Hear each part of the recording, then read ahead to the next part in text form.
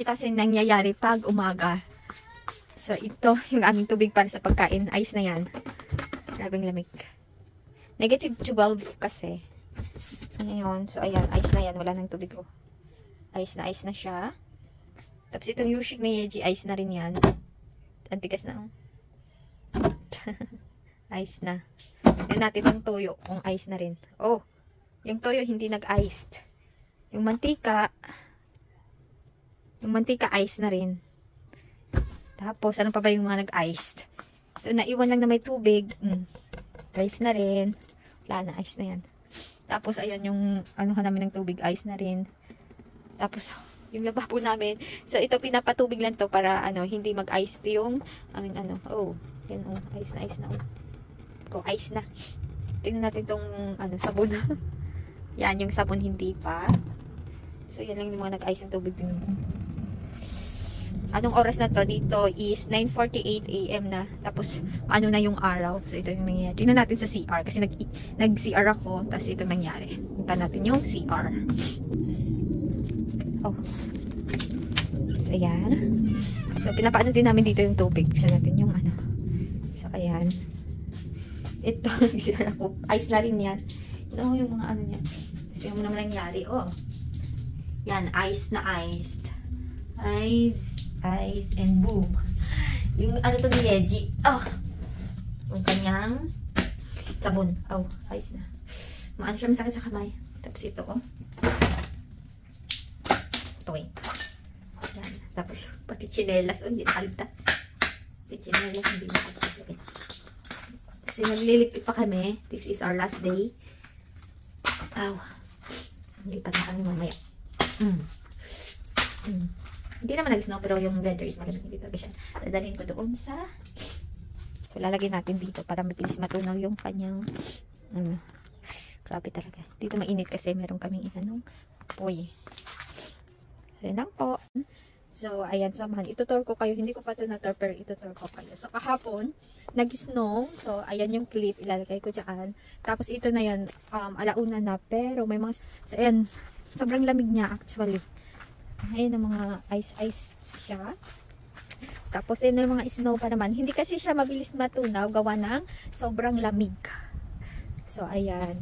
Tanim ng pinat, Yan pa yung mga snow. Ang dami niyan. Kasi kahapon, hindi siya sobrang lakas. Pero nung gabi is sobrang lakas na niya. Paglabas ko is puti na ito dito. So, nagising kami is late na. So, ito na lang yung naabutan. Tapos, pag nakita niyo yung bundok doon, yung bundok color white na. Tapos, yung simoy ng hangin is sobrang lamig. Masakit sa sa kamay. Tingnan natin yung tubig ko nag-ice na. Ayan, wala nang tubig na dumadaloy. Pero lahat na ito is ice na. Sobrang lamig. Ano yung hangin? Masakit sa kamay. So, ayan. So, ito pala yung labas ng aming tinitirhan. So, nakikita nyo yan sa mga video namin. So, papasok tayo dito. So, ayan, pagpasok mo. Pasensya na medyo makalit kasi nga, nagliligpit na kami. Aalis. So, ito yung tinitirhan naming at tinutulugan pala namin pag summer. Kasi, dito. Medyo, hindi masyado mainit. So, ayan. So, pinag-ano na namin yung ibang gamit. So, kinuha na. So, ayan, dito kami nakatira. Or, natutulog pala. So, may aircon din dyan. May heater din to. Pero, pag ganitong winter, so, hindi makaya ng heater. Malamig talaga siya. So, nag-transfer kami doon sa loob. So, ayan, kompleto din naman dyan. So, ayan yung mga gamit. Ready na yan. Lalayas na. Tapos, dito, so dito ako nagsasampay dati. So, maganda dito kasi magtambay, ganyan yung view mo, diba? Sinong hindi mapapatambay dito. Sabi ko nga, babalik kami dito. Pero, hindi lang kami makakabalik dito pag in-stop na rent ng pinan ko itong lupa na to. Kasi nire-rentahan lang naman. Tapos, dito papasok tayo. So, pasensya na medyo makalat talaga. So, ayan. Dati maraming gamit dito. So, kinuha na. Tapos itong sofa, dati sa room doon. So, dahil kami na nakaka-stay, dito na lang siya. Kasi dito na yung tinatanggap yung mga bisita. Tapos ito yung mga sampayan. Pinapatuyo ko siya. May nilalaban pa ako doon. Kasi papasok ko na siya agad sa plastic para dadali na. So, magbabalot-balot ng konti para hindi mahirapan yung asawa ko. So, ayan. Maglilinis din ako. Samahan nyo rin ako maglinis. Tapos ito yung chimney. So, dito naman, pinapaano na ito pag sobrang lamig na. So, ayan, isa lang yung kahoy na inaglagan na natin. So, So, ayan. Nakakatulong din naman siya kahit papaano para tumuyo yung aming mga labahan. Tapos, dahil plastic to, so, ayan, puro plastic yan. So, mas ano siya, iinit din naman siya kahit papaano. Hindi siya yung grabing sobrang lamig. So, ayan, oh, grabe yung hangin niya, oh. Dati maganda to kasi nabagyuhan, ilang bagyo na to. Pero, tibay. Yung binan ko lang gumawa dito. Tapos, ayan, yung gatas na Yeji. Tapos, meron ditong 2 rooms. Kasi dati, nagpapatrabaho kami dito sa farm. So, wala nang trabahante. So, ayan. So, dito kami ngayon, natutulog. So, dito is, dating room to ng binan ko. So, ayan, sobrang kalat. Actually, aayusin ko na yan yung iba. Yung mga damit dyan, si Duyon. Tapos, ito, iwan namin yung TV kasi syempre sabihin ako. Pang-aayos ko na tapos ilalagay na sa labas after ko maglinis. So, hi Dayon! Dayon, hi! Natutulog si Yeji. Ayan. Sobrang, naglalaro kasi siya. So, ayan. Wala siya masyadong gamit. Syempre, hindi naman kasi nag-iis. Ito, okay pa to, kaso nga lang, walang gumagamit. Hindi ko alam kung dadalhin niya ng asawa ko. So, dito naman, dati dito natutulog yung aming trabahante, pero ngayon wala na. So, ayan, nagbalot-balot na rin kami. Wala naman siya ng mga gamit kasi pinagtatapon-tapon na namin. So, ito na yung mga naiwan is dadalhin namin. So, yan din yung second room. So, ginawa siya namin stock room. So, actually nga, yung pag umuulan, maraming tubig na lumalabas. Kaya, pag alis namin, naayusin ito ng binan ko, sabi ng asawa ko, gagawin niya daw parang pension house na, uso kasi dito ngayon sa lugar na dito, sa Buke, yung maglagay ng pension house, yung parang rental. Tapos, ayan, pang liligpitin ko na, lalagay ko sa mga box. Tapos, para bukas, ready na. Pero maglilinis muna ako bago yan. Tapos, iniiwan namin yan. Kasi ito is cup. Tapos, dito naman yung aming kusina. So, ayan. Ito, gumagana pa to. Kailangan ng gas. Tapos, yung mga gamit, ayan, yung... Tapos, yan, dati wala yan. So, ngayong year lang yung ginawa ng binan ko. Ang galing ng binan ko siya lang talaga nagawa-gawa. Tapos, ililigpitin ko na rin yan. Tapos, ilalagay ko sa aming lagayan. Tapos, yan. Ito naman, pinapaano namin yung tubig. Kasi nga, pag hindi siya naka-on na, mag-a-ay siya, mahihirapan mag-open. So, sobrang lamig kasi ngayon. So, ayan. Tapos, ito yung ref. So, dati, ito lang yung ref nila dito. So, dahil nag-stay kami dito, dinalawan nila kasi nga hindi na magkasya. So, ayan. Ano din yun, parang pang ice cream. So, ayan. Kukunin ko na rin yung mga laman ng iba dyan. Tapos, ilalagay ko na sa labas. Kasi okay lang nasa labas. Kasi nga, malamig ang panahon. So, ililigpitin ko at lilinisin kong isang ref. Tatanggalin na yung saksakan para yung isa na lang yung maiwan. Yung maiiwan na lang is yung baka dito. So, wala na siya masyado. Pinag-uubos ko na yung ibang, iiwan namin yan kasi sabihan ko yan. So, wala na ito mga laman yung ref. Kasi, pinag-uubos na namin yung ibang, sabi nga ng asawa ko, mag-mart daw kami or pumunta daw kami ng grocery kahapon. Sabi ko, wag na. So, yan yung laman. Pag kukunin ko yung mga kailangan yung hindi iiwan, hindi transfer doon. Tapos, papatayin to at saka lilinisan ko mamaya. So, ayan. Ito pang lalagay ko na rin to sa mga lagayan. Kasi, ito yung dadalhin namin. Papunta doon sa kabila. Tapos, ayan. So, ito yung sala. Tapos, mayroong one step yan. Dati wala to. Ginawa lang talaga ng binan ko to. Ang galing talaga ng binan ko maggawa-gawa. Sila lang nito nagawa. Tapos, pag lalabas ka doon, yan. So, ito yung CR. Nagkaganyan, may kwento yan. Kasi last year, nasunog kasi to yung part na dito. Buti na lang gising ako nung part na yon. So, dito is, iba yung saksakan dito kasi. Parang saksakan talaga siya dati. Tapos, nakat na yung wire niyan dati. So, ang nangyari, nasunog siya yung wire. Tapos, iba yung heater namin. Ito yung heater ngayon. So, iba yung wire namin dati.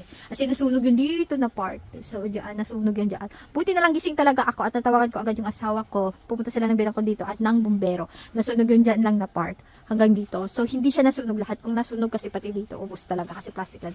Tapos, pagpasok mo dito naman is parang ginawa nilang stock na mga gamit pang farm. So, ito naman yung pang farm. Tapos, yan, box na yan kasi nagtatanim sila ng betchu. So, dati sobrang dami yan. Ngayon kasi, nag-harvest na sila. So, hindi na, wala na, kinuha na nila. Tapos, ito yung sasakyan ng asawa ko. Tapos, yan, may malaking, paglabas mo dyan, labas na rin naman yan. So, mahirap kasi yan, buksan, mahangin, maano siya. Tapos, ito naman yung CR. So, andyan yung, tawag nito, washing machine. Tapos, CR. Nag-aayos ako dyan. So, hindi ko pa inayos kasi nga naglalaba ako. Tapos, silver swan kasi nilalagay ko dyan dito. Para hindi magbako yung mga labahan. Kasi, ayan, pinag-aayos-ayos ko na ng konti. So, ayun lang. Diba? Hindi nakuha talaga siya. Pero hindi ko alam maayusin natin ito ng pinan ko. Kinakonte-konte ko na. Tapos, dadalhin ko na siya doon. So, yun lang yung bahay na tinitirahan namin dito. So, ayan. Samahan niyo ako maglinis. So, mag full video, maglalagay ko ito sa YouTube.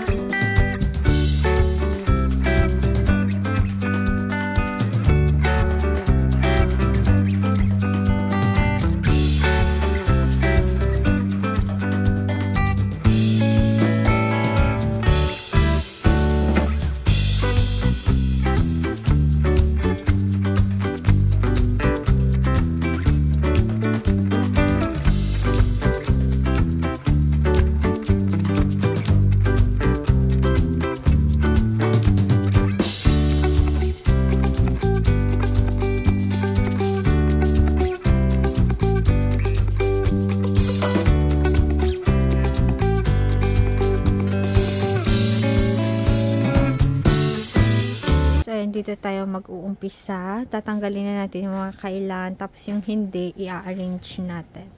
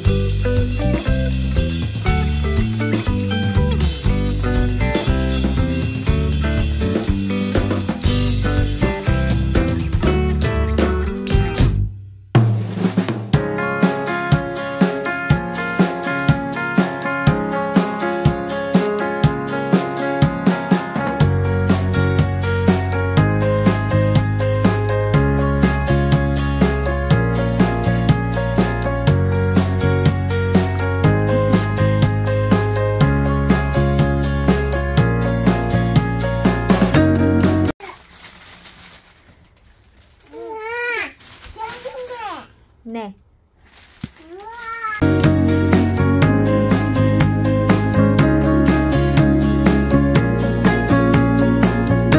So, ayan, update tayo. Nalinis ko na. Pero, nalinis, I mean na, ano ko na siya, na tiklop ko ng mga dadalhin. Pero, meron pang iba doon. Ayan. Ito lang naman. So, ayan na siya. Iiwan namin yan. Tapos, yung dadalhin ko pa, hanap ng pananglagayan. So, iiwan na yan. Yun lang naman.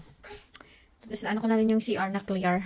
Ni Django na lang or yung refrigerator na lang namin yung hindi ko pa na-clear. Hindi ko may idea. So, ayan, nakapaglabas na ako. Tapos, kukuha lang ako ng mga gamit. Pagkain, na-clear ko na rin. Bibit-bitin pala namin yan. Yung sa ref na lang yung kailangan kong kuhanin. So, ayan lang. Sa CR, clear na yun yung CR. So, ito lang yung CR namin. So, ayan. Clear na siya. Wala na siya mga gamit. So, ayan. Ice yan. Diyan pa ngayong. So, iiwan na yan dyan. So, linis ko na rin. Ito pala dadali. So, wala na. Wala na rin. Clear na rin dyan. So, yung mga gamit dito naman yan. Hindi naman amin. So, ayan. I-clear natin yung ni Django.